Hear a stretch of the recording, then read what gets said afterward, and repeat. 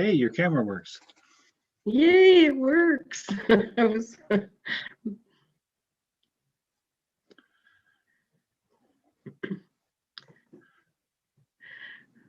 you, Amazon, for getting it to me so quickly. Okay, we've got 1 minute left. We'll give that time for Councillor Parks if she's able to join us.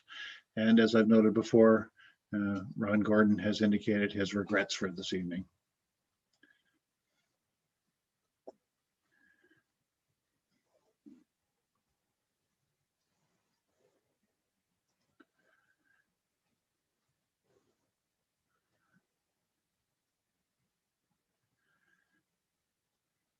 Okay, with that, it is now 6 o'clock, so I will call this Committee of Adjustment meeting to order. This is an electronic meeting, and if any member of the committee finds themselves disconnected or frozen, as will happen with these virtual meetings, we will pause for a moment to allow that person to attempt to rejoin. And if not, assuming we still have quorum for the meeting, then we will continue on in their absence, unfortunately. And so for this Committee of Adjustment, I welcome the audience members and all members of the committee. And as I've indicated, Councillor Gordon has indicated his regrets, and hopefully Councillor Parks will be able to join us. So first on the agenda then is the adoption of the agenda for this February the 1st. Are there from staff, are there any edits or amendments to the agenda? Hearing none. No, Mr. Chair. Thank you. And I'll call for a motion to adopt the agenda. And Mr. Townend, seconded by Ms. Porter. Right. Call the question. All those in favor? Any opposed? Motion is carried. Is there any disclosure of pecuniary interest in the general nature thereof? Ms. Porter, go ahead. I'm going to declare a conflict of interest in 5.1 Mill Creek Development Inc. minor variance, as I am an adjoining property owner. Thank you. Are there any other disclosures of pecuniary interest? Seeing none, we'll move forward. And we have before us the minutes of the Committee of Adjustment from January the 4th. Has anyone noted any errors or omissions in those minutes? Seeing none, I'll look for a motion to approve the minutes. And Mr. Buderick, seconded by Ms. Porter.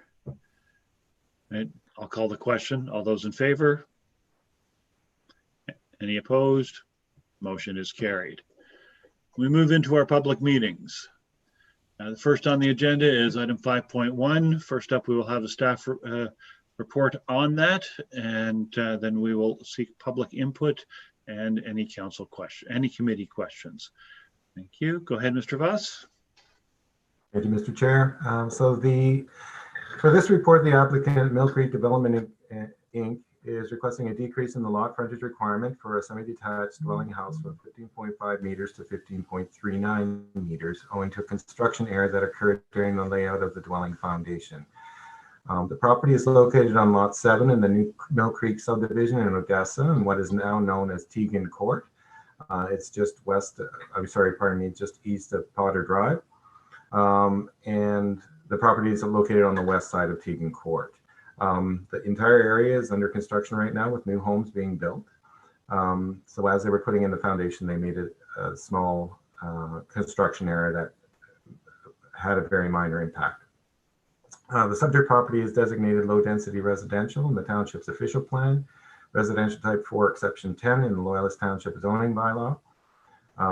Looking at a minor variance, we always have to look at the 4 tests, which is, does it meet the official plan, the zoning bylaw, and the zoning bylaw, as well as is it a desirable use of land, and is the request minor in nature. We also have to look at the provincial policy statement. Staff looked at the provincial policy statement and find that the proposal doesn't pose any health or safety concerns and promotes the continued efficient development in the area, and therefore is consistent with the provincial policy statement. In terms of the official plan considerations, the residential uses are recognized in both the county and township official plans. Staff are of the opinion that the reduction in the lot frontage will not impact the residential uses of the subject property, nor any of the neighboring properties, and therefore consider the official plan considerations satisfied. In terms of the zoning bylaw considerations, the applicant has provided a justification letter by Forefront Engineering Incorporated that outlines how the proposal meets all the other zoning requirements for the lot. The relief being sought is regarded as minor in nature, and any concerns in regard to drainage, public safety, and effects to the residential nature of the property have been considered by staff. The proposal is not anticipated to detract from the residential use of the property nor impact access to the property, and any reduction in the amenity space is considered negligible in nature. It is worth noting that the zoning frontage requirement does comply with the semi-detached dwelling unit specifications. It's just the lot itself that is slightly out. So therefore, it's the opinion of staff that the proposal meets the intent and purpose of the zoning bylaw. So that meets the first two tests. The third test, we look at if it's desirable use of land, building, or structure. Find the proposal does not appear to have any negative impacts in regard to public interest. The reduced lot frontage is considered compatible with adjacent residential development and not considered to impact the residential nature of the subject property. Staff are therefore of the opinion that the requested variance constitutes a desirable, compatible, and appropriate use of land. And as we mentioned, it seems like a very small amount that they have to request. It's just more or less to bring it, it's more or less a technical request to bring it in line with the zoning bylaw. And the application would seem should not adversely affect any neighbors present or future. The requested decrease in lot frontage would not generally be recognized from the road itself. So for all these reasons, staff are recommending approval of the requested relief as the proposal meets the tests of the minor variance. Thank you. Thank you very much, Mr. Voss. Does the committee have any questions for Mr. Voss with regards to this? Mr. Hagedorn, go ahead. Thank you. Through you to Mr. Voss. I just want to make sure I understand this correctly. So there was an error made, and is the lot line actually being adjusted by 11 centimeters? No, it's not the lot line itself. The building itself was just made a little bit slightly too large, which therefore impacted the 15.5 meter requirement, and it had to be reduced to the 15.39, so 11 centimeters out.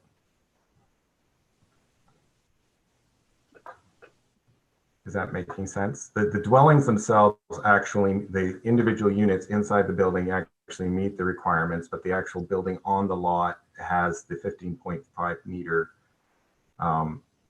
lot frontage requirement. However, the lot was the building and the placement of the lot is not appropriate. Okay. So so this minor variance is not for adjusting a lot line then? Like I'm just looking at the legal drawing, and it shows an IB and SSIB and a difference of 11 centimeters. So I thought that it was adjusting the lot line. And I guess if it is, I guess I'm just curious what happens to that 11 centimeters. Ms. Furness, would you like to jump in? Yes. Yes. Yes, through you, Mr. Chair. Yeah. So some additional information on this. There was, so the other, the lot adjacent to it actually took the additional 11 centimeters. So when they were adjusting lot lines, they took that when they were doing through part lot control through a previous council report that approved the to create the semi-detached units, which increased the side yard of the adjacent property. So in this case, it left this one deficient. Okay, so just to make sure I've got it clear, I guess I'm the only one that's struggling with it. So basically, it centered the house in the lot, the unit in the lot, and added that 11 centimeters to the adjacent lot, where the house can be centered again. Then. Yes, that's correct. Okay, thank you. Okay. And are there any other questions? No? Then I will turn to the audience. Is there any member of the public who wishes to speak for or against the recommendation? Anyone? I'm seeing no hands up. If I don't see anything, then I will come back to the committee. Committee, do we have any comments we wish to make before I take a motion? Then may I have a motion, please? So moved by Mr. Buderick, seconded by Mr. Hagedorn. Okay, to approve the recommendation. Okay, thank you. Any comments from the mover or seconder? Anyone else? Then I'll call the question. All those in favor? Any opposed? Motion is carried. Thank you. And we move on then to item 5.2. And as I understand it, we're going to at least hear the reports of both 5.2 and 5.3 together. Mr. Voss, are you speaking to this one? Yes, I will be, Mr. Chair. Thank you. So as mentioned, because the two severance files for items 5.2 and 5.3 on the agenda on the same property at 3710 South Shore Road on Amherst Island, I'll be speaking to both applications together. The applicant, Martin Hochschild, is requesting consent to sever two parcels of land that front onto the South Shore Road, being lots 1 and 3 on the sketch that was attached to the application. Lot 2 is actually the retained parcel. The severed parcel, lot 1, is actually the larger parcel to the west. It is approximately 98 acres, and the other two lots are lots 2 and 3 are proposed to be 2 acres in size, with lot 2 being the retained house, the retained property with the house on it, and lot 3 currently is vacant, and there's no they're being severed for the purposes of a residential build at some time in the future. The application originally was deferred in the September 4th, 2019 Committee of Adjustment meeting to allow the applicant more time study that was recommended by the Cataraqui Region Conservation Authority. Upon receipt of the report a couple months back, we attempted to bring this to the January meeting. However, not all the comments came in at that time. So now we've received all the comments, and we have the wave uprush report. And the applicant has also supplied a engineered sketch showing a proposed kind of futuristic concept build for houses on the severed lots. And this was done to ensure that there was sufficient building envelopes on those severed lots for both lot 1 and lot 3. In general, the wave uprush report was needed in order to establish where the regulated floodplains existed on these properties. These proposed properties. Basically, the report concluded that there is sufficient wave runoff of Lake Ontario waters to crest the road and influence large portions of the front part of that subject property. So it influences all the lots 1, 2, and 3. The regulated floodplain mostly affected, however, lot 3, which is the eastern severance, as it encroached further into the property. So it was more critical to look at that with a critical eye to make sure that there is sufficient building envelope there to support a future residential build. That being said, the applicant did provide the engineered sketch, and it is now proven that there's room outside of the regulated buffer, that there's sufficient building envelope for development to occur.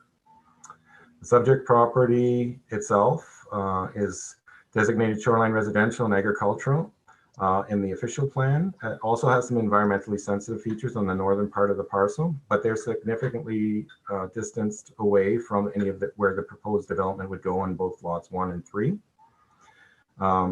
And it's also zoned shoreline residential along the roadside, with prime agriculture and environmental protection being in lot 1, which is also going to be used for residential purposes, but also have the existing farm uses at the back and middle side of the property. That's the larger property. So for some background, the subject property fronts onto South Shore Road. That particular area has been experiencing flood and wave erosion that has impacted the shoreline on the south side of the road, and the township basically has recognized the need to look at road works and possibly moving that road, shifting it slightly northward into the properties for safety purposes. So township staff have therefore assigned certain conditions to the severance to accommodate those road relocation measures in the future. So at the time of the original application submission, this is just another component to be aware of. There's a barn on lot 1 at the time of the original submission that we had to conduct MDS1 calculations on to ensure the appropriate distances between residential uses and farm practices.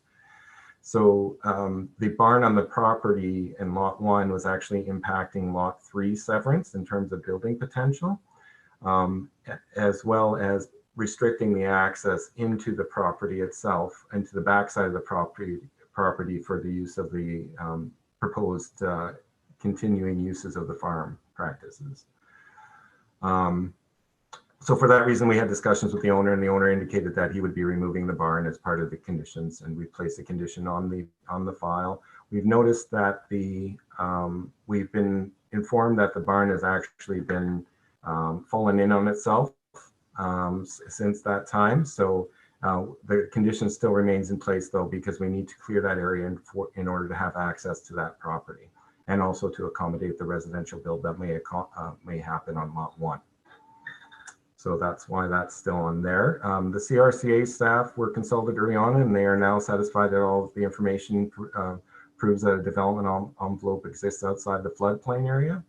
The size and shape of the property meets the current zoning requirements. Through consultation, we talked to the CRCA and KFL&A. They have no objections to the file.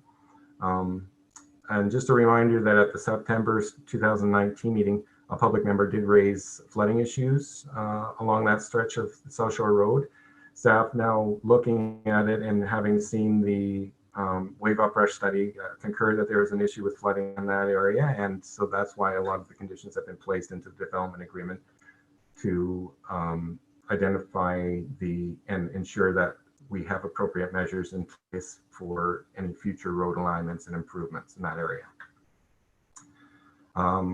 Recently, we also received a letter that was received from the public member expressing drainage and flooding concerns on the subject property itself.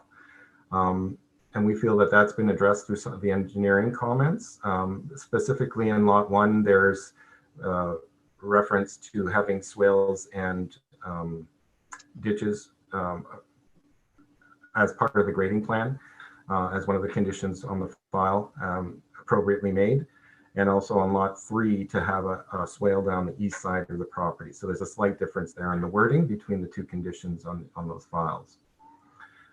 So with all the review of the information that was provided, staff are recommending approval of both of these applications, and that's relating to items 5.2 and 5.3 on the agenda. They are your typical conditions for the creation of the well, paying the cash in lieu for parkland fees. We also have some additional items. Lot 1 has to have the barn removed. There's also a 3-meter wide strip that for the purposes of easement for bell lines that run through the area. That has been requested, so that's on both files. Lot 1 also has the lots also have restrictions in terms of if there's any fill that has to happen in or near the floodplain, that fill permits will be required at that time. So a development agreement has been placed on both of the files. And again, the lot 3 basically has the different requirement in that it has a swale that goes down the east side of the property. So given all those different conditions, we're recommending approval on those applications. Thank you very much. Committee, do we have any questions with regard to the report? Seeing none, I turn to the public audience. Is there anyone present who wishes to speak either for or against the proposed application? I do see one hand. Ian, Ms. Chapman.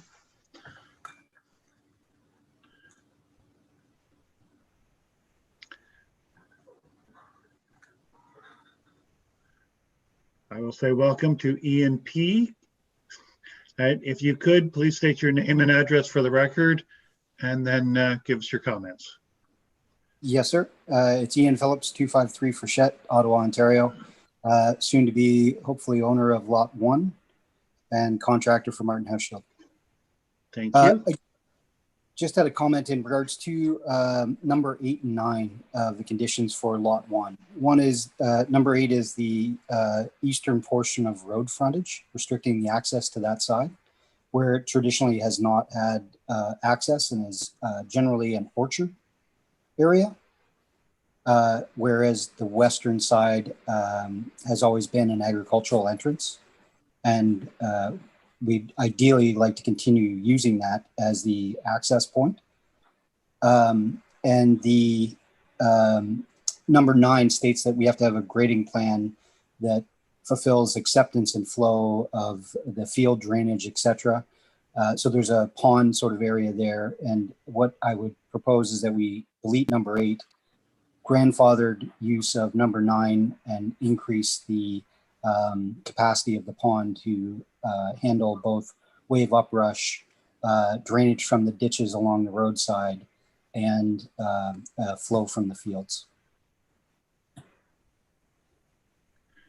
And I thank you for your comments. And does staff have any response to those? I guess I'm just having a hard time understanding what was being proposed there. I think the CRCA was the one who actually put in the comments there in terms of ensuring that that area was used for access, or promoting that area for the access. And that was to direct things away from having the need to have fill, because the entire fronts of those properties are in the floodplain. So any changes there would affect the floodplain, and that's why they said that they needed to have different fill permits to allow even like a driveway to go across those lands. And it seemed like that was the most appropriate location to the CRCA. So I don't know, without filtering it back to them, whether they would be in agreement with that proposal. It wasn't proposed to us prior to this meeting, so we wouldn't be able to confirm at this stage. Thank you. Do you have anything further? Sorry, the CRCA has decided that we should cut the trees down by the orchard to put in a driveway. Is that what was said? And I'm not sure about the trees, but Mr. Voss or Ms. Furness, can you respond? They have indicated the eastern entrance, I believe. Yeah, yes, through you, Mr. Chair, they indicated that the access to Lot 1 will be restricted to the eastern portion of the road frontage. In that particular case, I'm not sure about trees, but it is much higher in elevation. So that's where and so that's why it was being promoted in that part. I can speak to that their comment specifically requested that as a condition. And so I do feel I would be uncomfortable recommending changing that unless we deferred and went back to the Conservation Authority, because I believe that their comments were contingent on us putting that condition in, and resulted in their part of their supportive comments that we received. Thank you. So, sorry, we can continue to use the agricultural entrance to get back to the fields, but the driveway has to be put on the eastern portion. Is that correct? That is my understanding. Okay. And then any changes, so before the registration is completed, this is something that we would have to sort out with CRCA after this. This condition could be stricken by CRCA at a later time. Is that correct? I'm sorry, sir, that's not the way this would work. As the Committee of Adjustment, we would set the conditions. If there is further negotiation or work done with the CRCA, you would have to come back to the Committee of Adjustment. if we approve this today, these are the conditions, again, pending the committee's comments and decision to accept these conditions. These would be the conditions that would be on the title. Yeah. We could defer. Ms. Furness, go ahead. Yeah, I would propose, unless to avoid a deferral, if there's any further discussions, as the chair has indicated, in regards to if they were supportive of changing that in any way, it would have to come back to the committee to change that particular condition. But that option is still there, and that is one of the conditions amongst many that has to be met. So if you wanted to engage in further discussions with them, and that, you could also work towards fulfilling the other conditions at the same time, so you're not held up. Okay, great. Thank you. Thank you. Is there any other member of the public audience who wishes to speak to this application?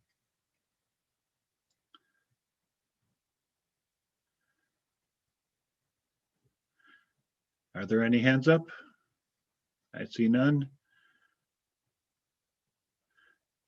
Okay, then I will turn it back to the committee. The committee, do we have any comments before I take a motion?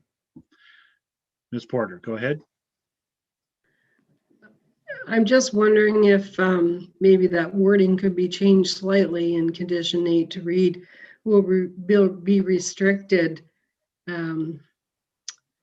as required by the CRCA. And that way, whatever the CRCA is requesting, they have to meet that requirement, as opposed to us putting it in such solid terms. If they're able to negotiate or revise it with the CRCA, it would save a lot of time and energy having to come back to the committee, and it would serve the same purpose. So meaning, if we just will be restricted as required by the CRCA instead of restricted to the eastern portion. And if the CRCA, that's just a comment, and I don't know how the members feel about that. I see your point, and I also see Ms. Furness's hand up with regards to that. Go ahead, Ms. Furness. Yes, through you, Mr. Chair, to Councillor Porter. The only concern would be is that is also included, that wording is also included in the development agreement. So we would want to amend that wording as well if we were to loosen it. And the only concern with the development agreement is we want to be very clear in there if there's any restrictions and exactly what they are. So that in this case, Mr. Phillips is intending to purchase the property, but if someone else were to purchase it after, or he doesn't end up doing that, we want it on title to be very clear on what the restrictions are, so a future property owner is aware of what their limitations could be right from the start. And so we do like to be very specific in development agreements in that case. So it would be both that would have to be changed that way. Okay, thank you. I guess I didn't realize it was in the other agreement worded the same way. So, all right, that's fine. Thank you. Any other comments? Ms. Furness, I will ask again, just to make sure that I'm clear on this. If the recommendations to approve with these conditions does go forward, the applicant would be able to come back later and come back to the Committee of Adjustment to try to change one of those conditions? Yes, through you, Mr. Chair. So the Planning Act does allow conditions to be changed in a severance application, as long as the lot hasn't been created yet and it hasn't finalized everything. So it does have to come back to committee, because committee is the approval authority who approves the conditions. But an applicant, and I think we've done it a couple of times in the past, where applicants have made a request for a condition to be changed for some reason, and then we would prepare, we would bring their request forward to the committee with an accompanying staff report, whether staff supports the condition change or not. Okay, thank you. And I'll turn to the committee. Further comments or a motion?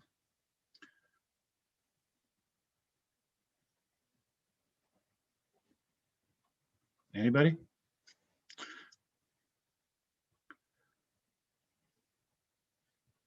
I'll go to Ms. Porter. I'll move to receive the report and adopt the recommendations in the report. And This is for item 5.2, and to receive and adopt the recommendation to approve with conditions. Do I have a seconder for that? I'll go with Mr. Hagedorn. Mover comment? Seconder comment? Anyone else? Then I'll call the question. All those in favor? Any opposed? Motion is carried. Now we have item 5.3, basically the same item, the same report, unless there's something specific you wish to add to it, Mr. Voss or Ms. Furness? At this time, Mr. Chair, I think we covered it in the explanation. Thank you.